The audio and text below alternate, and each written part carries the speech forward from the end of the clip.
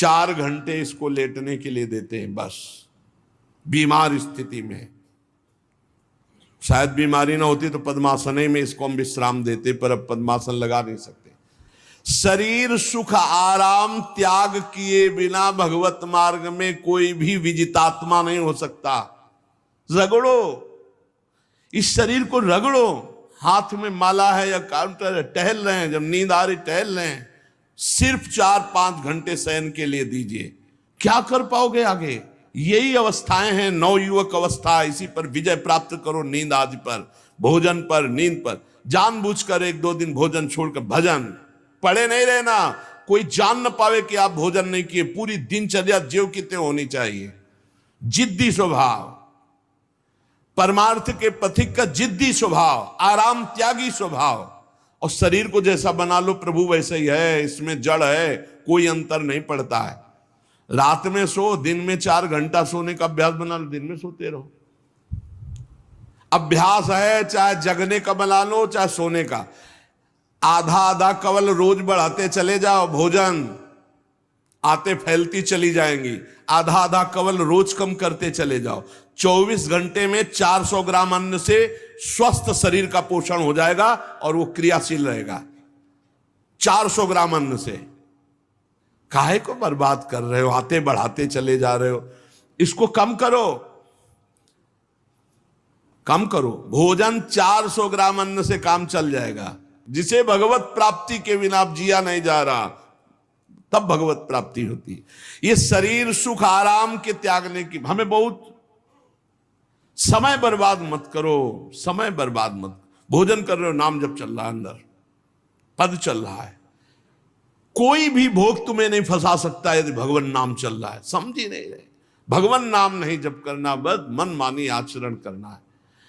बड़ी भारी आवश्यकता है शरीर सुख आराम के मिटाने की साधक को। जीवन भर इसी में लगे रहे, जीवन भर। जब से इस मार्ग में चले तो इसी पर है। नींद और भूख, 2 पर भारी प्रहार रहा है। नींद और भूख, वो भगवान की कृपा से ऐसा। अब तो बहुत भारी रोग से ग्रसित है, लेकिन पीछे मुरारी शरण आए और कहा अल्ट्रासाउंड कराने चलना है, डॉक्टर ने बोला है, तो आज कुछ खाना नहीं। हम कहा आज की बात कर रहे हो? 3-4 दिन से कुछ नहीं गया। जब डॉक्टर वहां देखा तो बोला बाबा पानी पे रहते हो क्या? जो वैसे किया, जानबूझ करके मधुकरी नहीं जाना, 3-4 दिन नहीं पाना। अब देखते हैं भजन कैसे होता है। और यह अभ्यास बचपन से, भूखे रह करके, सर्दी में, गर्मी में, बीमारी में, हर स्थिति में भजन नहीं छूटना, दिनचर्या नहीं छूटने। शयन में जो तुम्हें सुख मिलता है वो तमोगुणी नींद का है। जागृत होकर भजन में अगर समय व्यतीत कर दो, हाँ, जीवन आनंद में। शरीर सुख आराम को नष्ट करने की जरूरत है साधक को।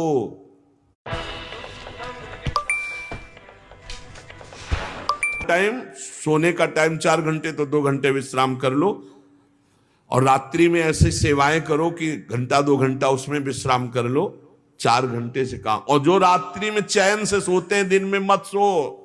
दिन में टहलो, माला लो और अपने ही कमरे में टहलो, बंद करके कमरा, अपने ही अंदर टहलो, खूब नाम जप करो, मंत्र जप करो। देखो कैसा आनंद आता है कि अरे तेरा समय जा रहा है, पता नहीं आगे कौन सा रोग आ जाएगा, कौन सी घटना घट जाएगी, तू भजन करने लायक रहे या ना रहे। आज भजन कर लेगा तो कल, बता रहे हैं ना, हर समय मन उत्साहित रहता है।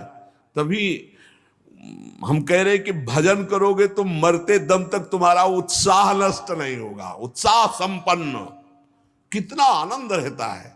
मन से भगवत आराधना शुरू हो जाती है, मन से पाठ शुरू हो जाता है, मन से परिक्रमा शुरू हो जाती है। हमें लगना है, आराम शब्द जीवन में नहीं।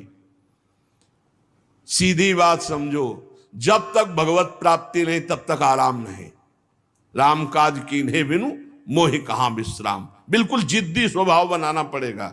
शरीर, आलस्य, प्रमाद, भोग, नाना प्रकार की खान पान सामग्री, तो भगवान कहते फिर मेरी प्राप्ति की विजितात्मा बनो। आराम है, राम काज कीन्हे बिनु मोहि कहां विश्राम। समुद्र पार कर रहे हैं, मैनाक जी प्रकट हो गए, थोड़ा विश्राम कर लो। बोले नहीं, राम काज कीन्हे बिनु मोहि कहां विश्राम। मोहि कहां विस, सेवक सुख चाह मान भिखारी, व्यसनी धन शुभ गति व्यभिचारी, कभी नहीं। सर्वभूतात्म भूतात्मा, संपूर्ण प्राणियों के साथ आत्मवत व्यवहार करे, सब में मेरा प्रभु विराजमान है।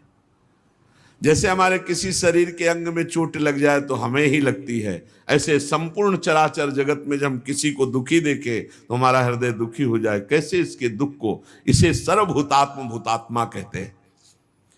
जो योगी होता है उस सबको सुख पहुंचाने की चेष्टा करता है, किसी को भी दुखी देखकर उसका हृदय व्याकुल हो जाता है। साधन में स्वाभाविक प्रवृत्ति नहीं होती, लगाना पड़ता है, इसलिए उद्देश्य दृढ़ रखो। अब हमको इसी जन्म में भगवत प्राप्ति करनी है, हम प्रियालाल की शरण में हैं, हमारा एक एक मिनट बड़ा कीमती है, हर मिनट में हर सेकंड में हमें नाम जप करना है और प्रभु के भरोसे रहना है।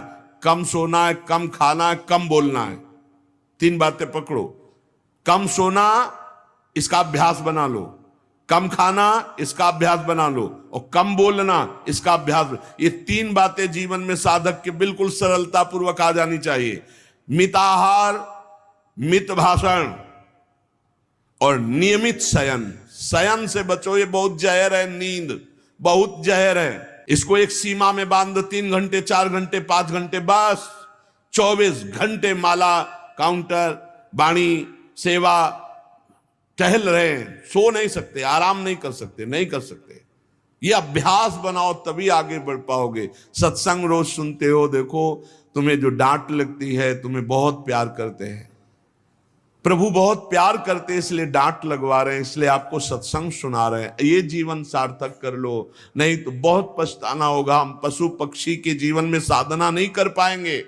कैसे हमारा चिंतन बदले। भगवान ने अगला शब्द का मदगत प्राणा, प्राण जिसके मेरे में समर्पित है। प्राण समर्पित का मतलब है प्राण वायु को गत प्राणा, प्राण जिसके मेरे में समर्पित है। प्राण समर्पित का मतलब है प्राण वायु को लेकर प्रधान है। भोजन न मिले, जल न मिले तो भी हम जीवित रह सकते हैं काफी समय तक, क्योंकि प्राण वायु, प्राण बलवान पुष्ट होते हैं अन्न और जल से, लेकिन प्राणों की सत्ता वायु से है। सर, अगर आपको ऑप्शन मिले 10,000 के एक टॉय लेने का या फिर उसी अमाउंट में पूरे साल अनलिमिटेड टॉयज। ये जो श्वास प्रश्वास है, भोजन हमें 4-6 दिन न मिले तो आराम से दिनचर्या चल सकती है, पानी 8-10 दिन न मिले तो भी दिनचर्या चल सकती है, ऐसा नहीं कि मर जाएंगे। लेकिन 2 मिनट वायु ना मिले तो मर जाएंगे, 2 मिनट वायु ना मिले तो प्राण नष्ट हो। प्राण का सीधा संबंध वायु श्वासों से है, और प्रभु को प्राण समर्पित करने का मतलब हर श्वास नाम जप करना। मदगत प्राणा, हम पानी भी पिएंगे, भोजन भी पाएंगे तो प्रभु को समर्पित करके और हर श्वास नाम जप करेंगे तो ये मदगत प्राणा होगा। मत चित्ता, निरंतर चिंतन करने के लिए हमें प्राणों को समर्पित करना होगा। हमारे प्राण समर्पित हैं, हम प्रसाद के द्वारा प्राणों का पोषण करेंगे और हर श्वास प्रश्वास में नाम जप। श्वास ऊपर गई तो नाम जप, श्वास नीचे गई तो नाम जप। बोधयंता परस्परम, यदि हम किसी से बात करेंगे तो अपने प्रभु की चर्चा करेंगे, उसी प्रभु की चर्चा का कथन, कथयंतश्च माम नित्यम, केवल भगवत चर्चा करेंगे, केवल। कभी कभी ये लोक कल्याण की भावना भी प्रपंच में उतार देती है। निवेदन है कि यहां कोई लोक वार्ता का प्रश्न लेकर के नावे, एक जगह तो बख्श दो जहां केवल भगवान के संबंध की चर्चा होने दो। सीधाम वृंदावन में आप आए हो तो प्रिया प्रीतम की चर्चा का प्रश्न करो, प्रिया प्रीतम की चर्चा सुनो, निहाल हो जाओगे। तुष्यंत च रमंत च, उसी में आनंद और संतोष होता है। भगवत चर्चा हुई,